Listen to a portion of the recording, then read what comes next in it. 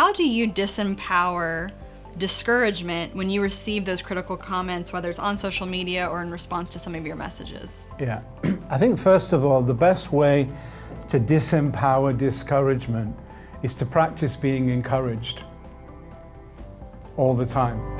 Do you want to harness the power of the internet to reach people with the good news of the gospel? Well, you're in the right place. We're Bruce and Lindsay, and we are passionate about helping you leverage the digital landscape to disciple nations. Join us and other Kingdom Messengers as we share tech and tools to help you launch and grow your Kingdom channel.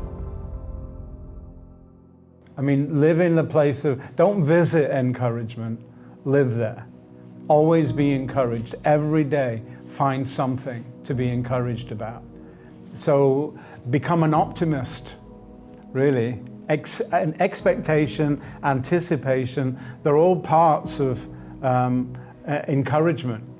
You're focused, you're looking for God, I'm encouraged. And then the best way to disempower disappointment is to be gracious and to forgive people, but also to forgive yourself.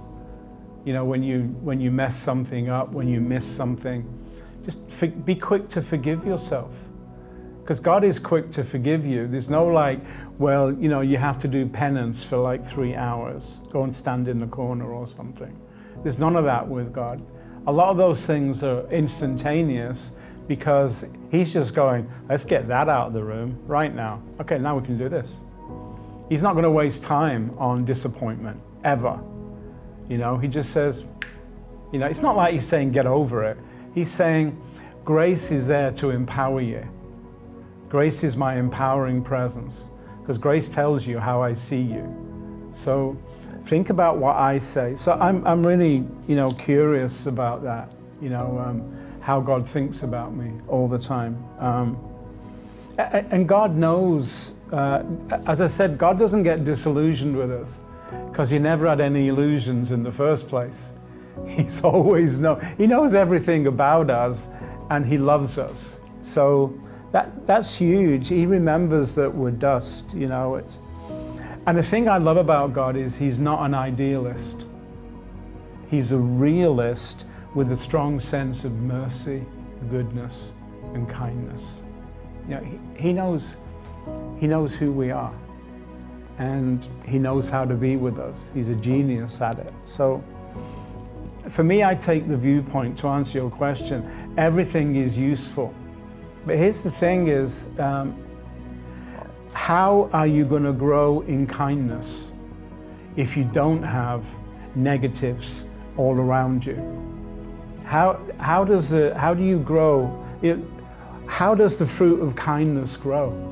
It grows in the soil of a situation where someone's just said something really unkind and cutting to you. And your answer is to respond with kindness. That's it. You don't ever defend yourself.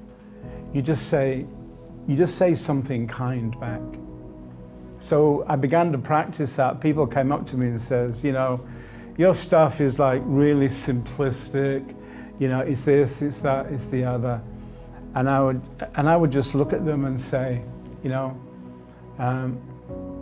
these are 3 things that God likes about you.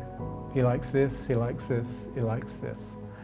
And I think those are the areas in your life where you're going to connect with Him the most.